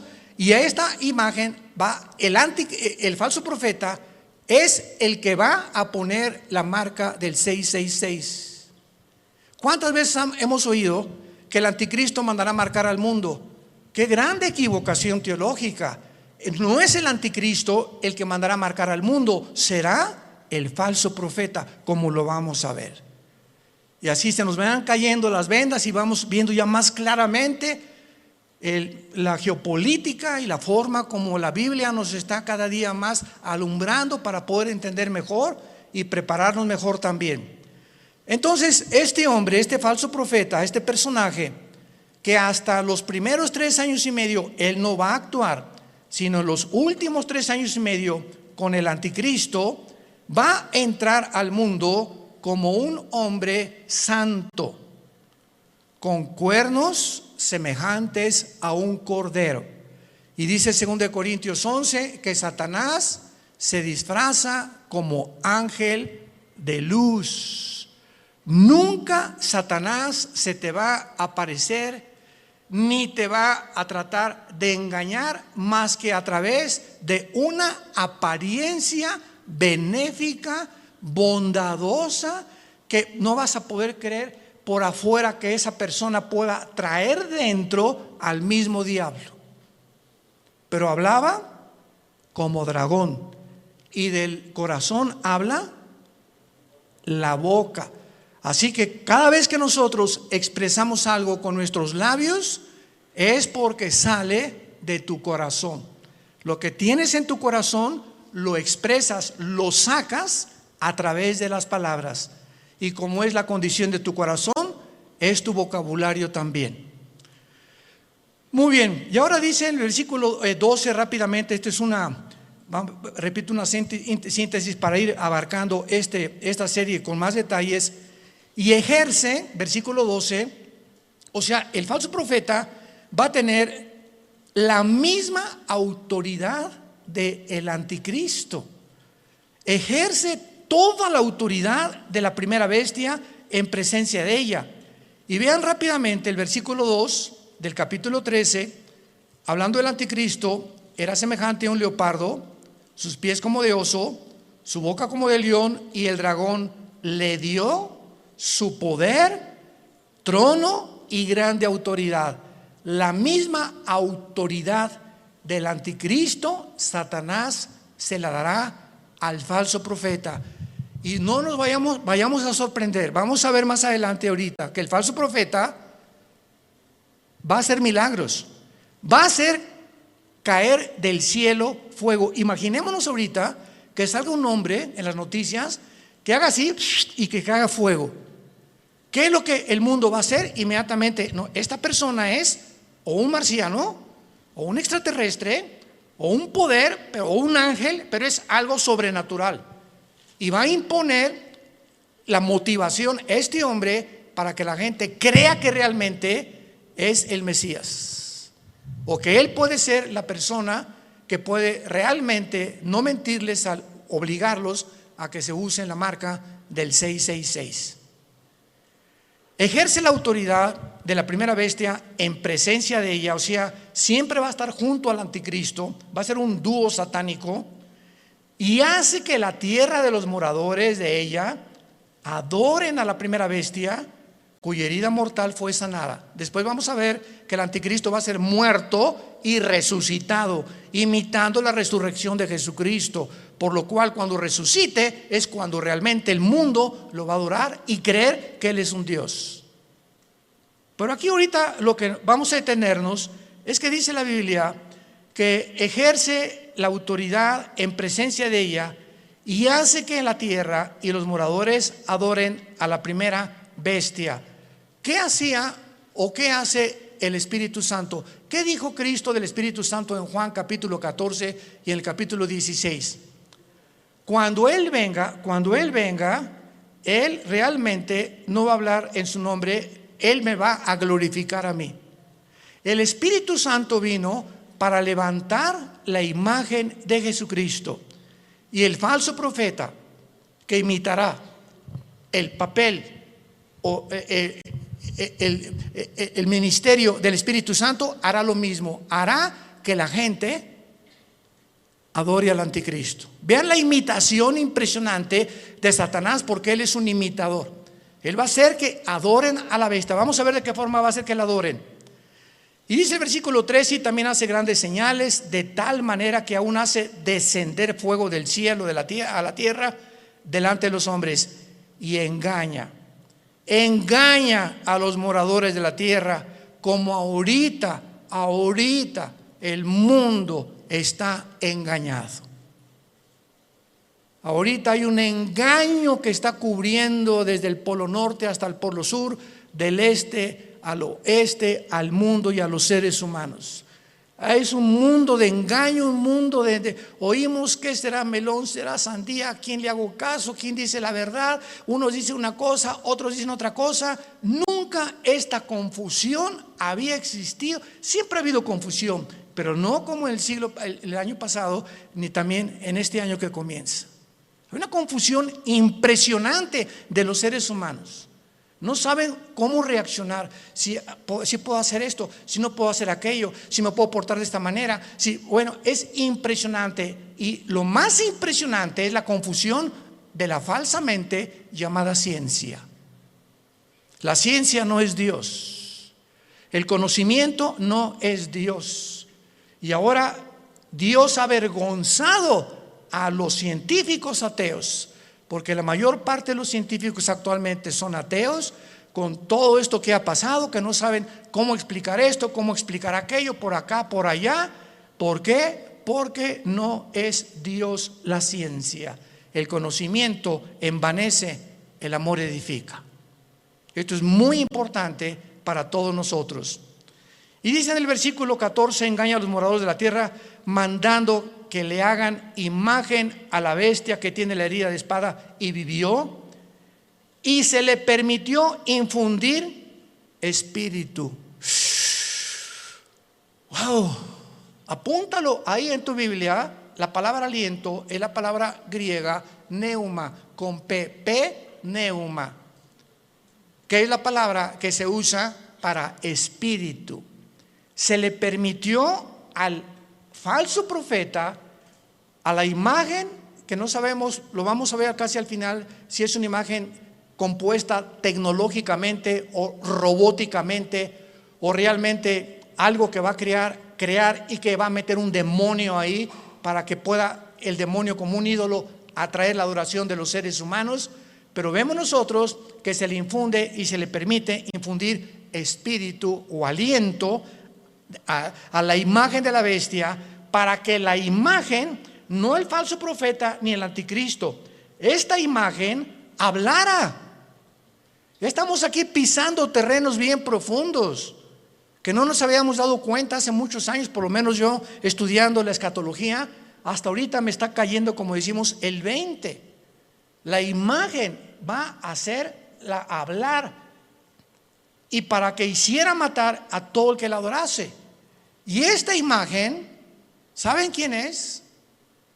La que el profeta Daniel mencionó como la abominación desoladora.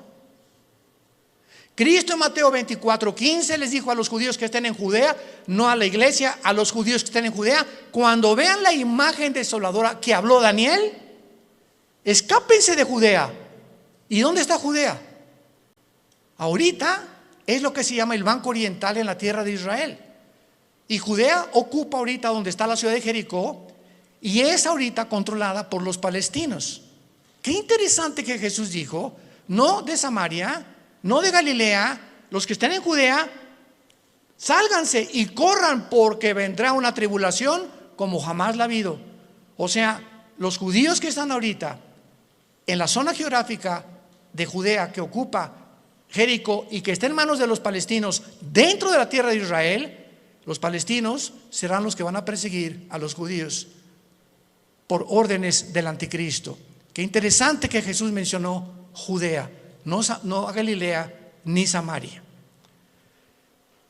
Se le permite infundir aliento, espíritu en la imagen para que la imagen hablara e hiciera matar.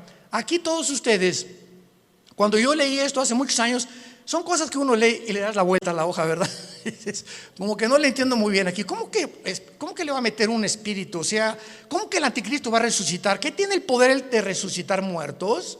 ¿Tiene el anticristo, tiene Satanás el poder de dar vida? Miren, hermanos, nunca jamás hemos estudiado a conciencia el poder de Lucifer. Dice en el libro de Ezequiel capítulo 28 que Lucifer, y anoche yo estaba meditando en esto, fue criado como un querubín. E imaginémonos esto, Dios hace su obra maestra. Ningún otro querubín, serafín, ángel jamás ha sido creado con la perfección, la sabiduría, el poder con el que fue creado Lucifer. Lucifer era el sumo sacerdote, podríamos decir, en el templo de Dios en el cielo. ¿Y de qué estoy hablando? Que si hay un sumo sacerdote, es el que está jalando a los ángeles para que puedan adorar a Dios. Aunque claro que no había sacrificios todavía, él no había caído. Pero dice la Biblia que fue la soberbia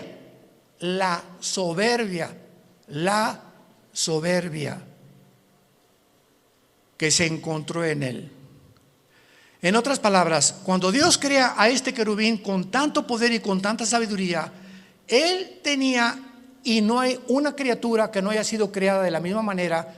Dios a todos nos ha creado. Adán y Eva no tenía naturaleza pecaminosa, tampoco la tenía Lucifer. ¿De dónde salió el pecado de Lucifer? Bueno, ya en Adán y Eva, igual que Lucifer, fue creado sin pecado, pero con el potencial dentro de su naturaleza de responder hacia un camino o hacia el otro camino. Porque si ese potencial no hubiera sido puesto dentro de las criaturas que Dios creó, hubieran sido los ángeles robots. No hubiéramos jamás podido tener enfrente, no, voy a escoger uno o dos caminos. No, nada más voy a escoger este, porque soy un robot. Y fui diseñado y se me da cuerda para que solamente camine por ahí. Pero a Dios le agradó poner dentro de sus criaturas esto. ¿Y saben por qué lo hizo? Por amor. Por amor.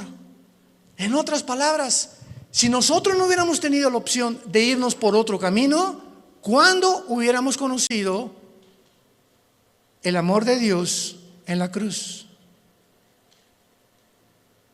¿Cuándo hubiéramos conocido la maldad de los que se oponen al amor de Dios? ¿Cómo podríamos conocer la compasión, la misericordia, la gracia y la bondad si no tuviéramos la antítesis o lo contrario o lo opuesto a lo que es el amor, el bien, la misericordia, la compasión, etcétera, etcétera? Entonces, gracias a ese amor que Dios tuvo al crearnos, nos pudo mostrar de tal manera. Dios amó al mundo que nos ha dado a su Hijo unigénito, para que cualquiera de ustedes que en él crea no se pierda, mas tenga la vida eterna. Fue por el amor de Dios que él permitió que el mal entrara al universo. ¿Cómo te quedó el ojo? Porque es el argumento número uno de los ateos. Yo en todos mis años pasados que tuve argumentos con ateos, agnósticos, escépticos, en televisión, en radio, etcétera, etcétera, siempre sacaban la primera carta. Y su primera carta que traían ahí era: a ver, contésteme usted, ¿por qué el mal entró al mundo? Yo les contesté: me da mucha risa, Mr. Ateo, porque ustedes no tienen respuesta y nosotros sí. O sea, los ateos jamás te podrán, ¿cómo van a poder contestarte si no saben ni siquiera, no creen ni siquiera que hay Dios? Entonces, ¿cómo puedo explicar la maldad humana, el castigo humano, la deshumanización humana, cuando no entienden ellos? Porque cuando no hay Dios, eres tú Dios.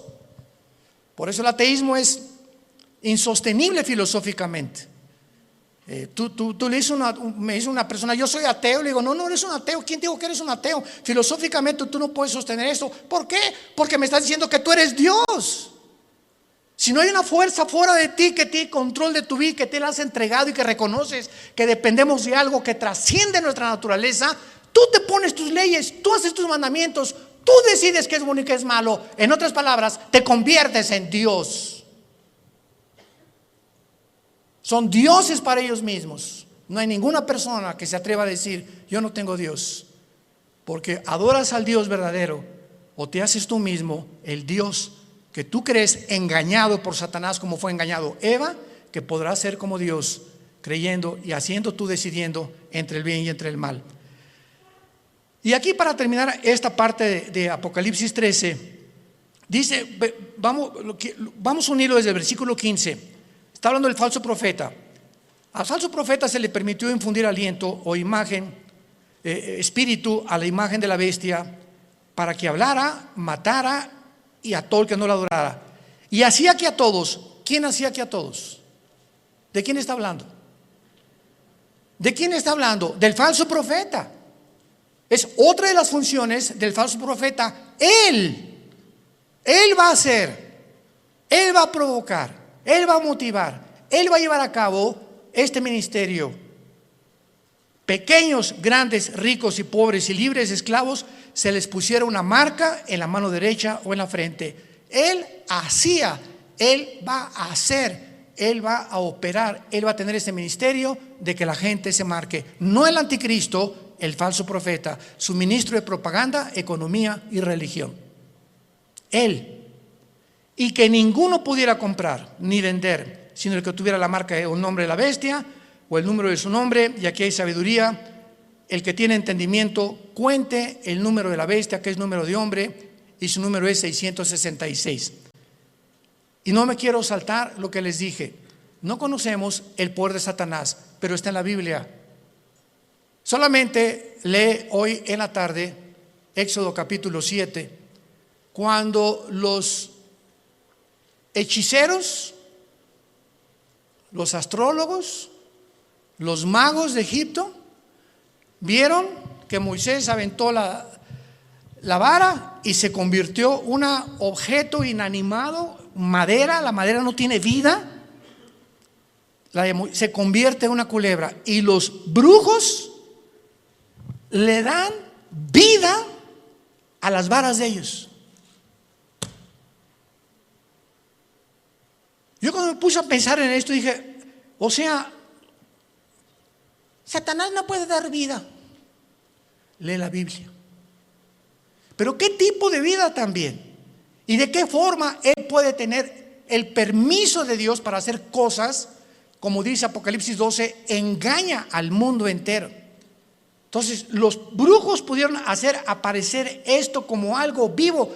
Y la vara de Moisés, que tenía vida, que era una culebra, se come a las demás. O sea, no era una ilusión óptica lo que hicieron los brujos. Si la vara de Moisés se comió a las culebras de los hechiceros, era porque eran culebras de veras. No eran como, leí una vez un comentario de una persona ahí, ¿verdad? Que como el mundo está lleno de estas personas, no, han de haber sido ilusiones ópticas, han de haber sido apariciones, a lo mejor fueron hologramas que hizo el Satanás. ¿Eso por qué se las comió? Y lo mismo pasa ahora con lo de la vacuna también. Oiga, ¿será la vacuna la marca del anticristo? Por el amor de Dios, lee tu Biblia. ¿Qué dice la Biblia que va a ser aquí en la frente o en la mano derecha? Y las vacunas no las ponen aquí. Entonces, ¿cómo puede ser una vacuna la marca de la bestia? Te la ponen aquí o en cualquier músculo del cuerpo. Y la marca de la bestia es algo que está impreso aquí o aquí. Entonces nos damos cuenta cuánta confusión existe. ¿Por qué? Porque no hemos vuelto a leer la Biblia como Dios quiere que la leamos, en oración y con mucho cuidado.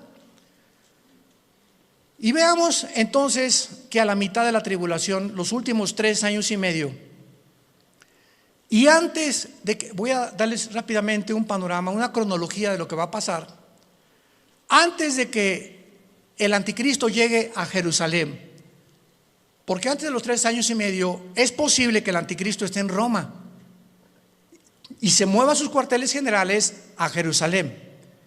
Entonces, antes de que llegue a Jerusalén el anticristo, ya estará unido con el falso profeta. Cuando a los 3 años y medio y la ramera fue ya quemada, el falso profeta se levanta con el anticristo y entonces convierte en la tercera persona de la Trinidad satánica. Y estudiamos que durante el viaje del anticristo a Jerusalén, antes de los 3 años últimos y medio, en los primeros 3 años y medio el anticristo asesinó a los 2 testigos. Velo apuntando si te interesa. Número 1, ya había cancelado las ofrendas del templo. A la mitad de la tribulación estamos hablando. Ya había invadido el lugar santísimo, haciéndose llamar como Dios. Ya había colocado la imagen desoladora o la abominación desoladora, que es su imagen, en 6º lugar. Ya se había exaltado como el único Dios. Ya había blasfemado de Dios y ya había iniciado su campaña de genocidio en contra de los judíos.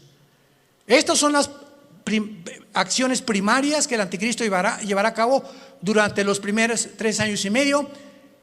¿Y cómo lo sabemos? Porque en Apocalipsis 17, cuando le dice el Espíritu Santo a Juan, ven y te enseñaré la sentencia o el juicio contra la gran ramera, que es el sistema religioso católico romano. La ramera se define en Apocalipsis 17 montada sobre la bestia, que es el anticristo, implicando que los primeros 3 años y medio de la tribulación predominará, y los que comenzarán a matar cristianos será el sistema religioso de la gran ramera. Ahí el anticristo figurará como tal vez ahí al lado, pero el sistema religioso controlará el primer tiempo al anticristo, y el gobierno político estará otra vez debajo del poder religioso, para que veamos el poder tan tremendo de la religión. ¿Y dónde lo hemos visto anteriormente en la historia? Por el amor de Dios, 18 siglos el Vaticano gobernó Europa. Reyes, presidentes, dictadores, nadie podía casarse ni comprar sin la orden de un papa. Y el 45% de los papas fueron completamente degenerados, nombrados papas cuando eran niños. Otros mataron a su mamá, como lo hizo Calígula. Bueno, es impresionante cuando rascamos y profundizamos lo que pasó con lo que la gente le llama la religión. Y de eso fue de lo que Dios nos salvó a la mayor parte de nosotros. Yo quería ser curita a los 14 años de edad, o padrecito, como le quieran llamar. Y cuando me dicen, pero usted va a tener que hacer el voto del celibato, señor Alducin, y no va a poder casarse, me dio, hasta retortijones me dio. Le hablé a mi papá y le dije, ¿verdad? Yo decía, ¿cómo es posible que, por qué nos van a prohibir tener una mujer? Ah, muy fácil, porque si te casas, tu dinero es para la familia y ya no le puedes mandar al Vaticano. Tu lealtad tiene que ser a tu esposa y a tus hijos, escuela y todo. Pero si no tienes perro que te ladre, pues todo lo que te entra lo mandas para allá. Y se convierte el Vaticano hasta ahorita en el estado más rico, millonario, multibillonario del mundo entero. Ni Putin, el presidente de Rusia, como lo dijo, tengo el dinero que está guardado en esculturas, en cuadros, en joyas, en piedras, en diamantes, en zafiros, en esmeraldas, en el Vaticano. Pero el Papa duerme en una cama de piedra, por el amor de Dios. Cuernos de cordero y hablando como dragón. Antier dijo el Papa Francisco, la Biblia tiene que ser cambiada. Los ateos se van a ir al cielo. Y nos damos cuenta la cantidad de blasfemias que están circulando, y la gente sigue igual con las vendas en los ojos sin poder ver la luz. Dice 2 Corintios capítulo 3, cuando se conviertan la venda se cae de los ojos.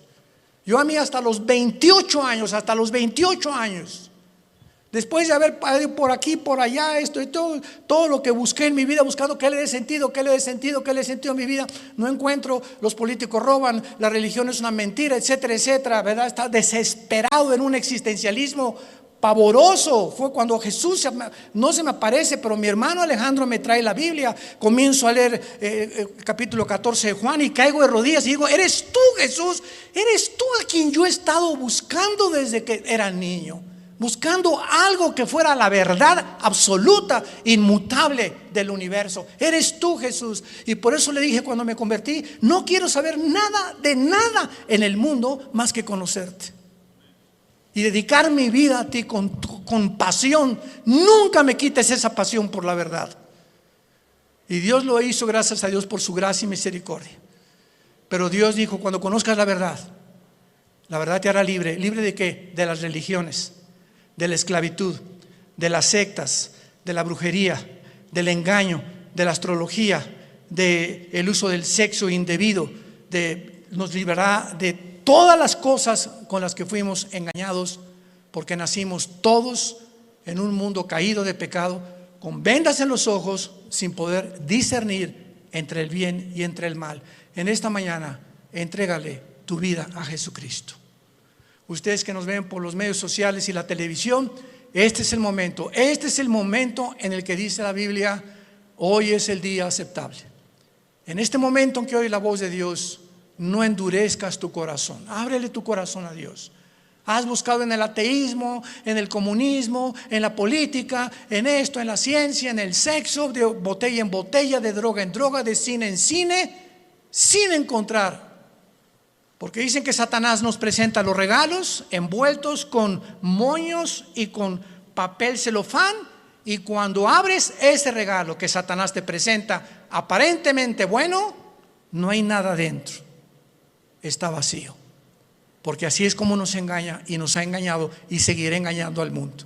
Inclinemos la cabeza y dile a Dios desde tu lugar, donde quiera que tú te encuentres: Señor mío y Dios mío, te pido perdón por mis pecados. Creo que en esa cruz tú pagaste con tu sangre preciosa por ellos, y que a los 3 días, después de haber sido crucificado y enterrado, venciste la muerte, levantándote entre los muertos para poder traernos la esperanza. Y las palabras que le dijiste al apóstol Juan en el libro del Apocalipsis: yo soy el principio y yo soy el final, el que estuve muerto, mas he aquí que vivo por los siglos de los siglos, y tengo en mis manos las 7 estrellas y los candeleros, que somos la iglesia. He venido para darte vida y vida en abundancia, porque yo soy el camino, yo soy la vida, yo soy el conocimiento que tú estás buscando, el camino, la vida eterna, la verdad única y absoluta que existe en el universo. Soy yo, Jesús. Entra a mi vida, Jesús, en este momento. Gracias por pagar con tu sangre en la cruz por mis pecados, y por traerme en este instante esta esperanza que yo no tenía, para poder, cuando muera, morir en paz y saber que cuando muera será el tiempo más maravilloso de mi vida, no el peor ni el que me voy a atormentar. Va a ser maravilloso salir de este cuerpo y encontrarme contigo, donde enjugarás mis lágrimas y ya no tendré jamás sufrimiento, ni dolor, ni enfermedad, porque he puesto mi confianza en ti. En el nombre de Jesús, amén. Y amén, y amén. Gracias a Dios.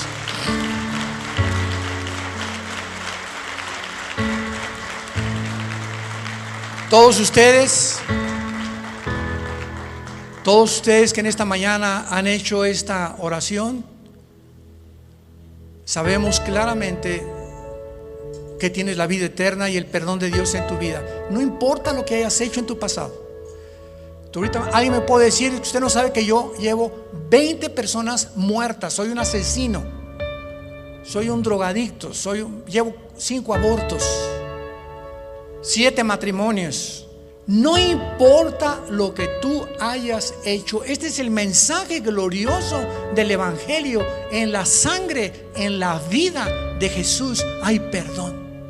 Qué mensaje tan tremendo, saberte en este momento, tenía esta carga y esta culpa de mis padres, de mis hijos, de mis ex esposos, de lo que he hecho, y ahorita Dios me dice te perdono, y no por nada que hayamos hecho, sino por lo que Él hizo en esa cruz. Qué mensaje tan glorioso. Muchos de ustedes han perdido también en esta pandemia seres queridos, y esos seres queridos, muchos de ellos han muerto, sabemos, en Cristo Jesús.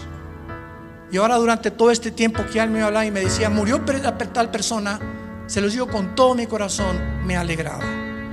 Gracias a Dios, el hermano ya está en un mejor lugar, la hermana ya está descansando. Los que sufrimos somos los que nos quedamos.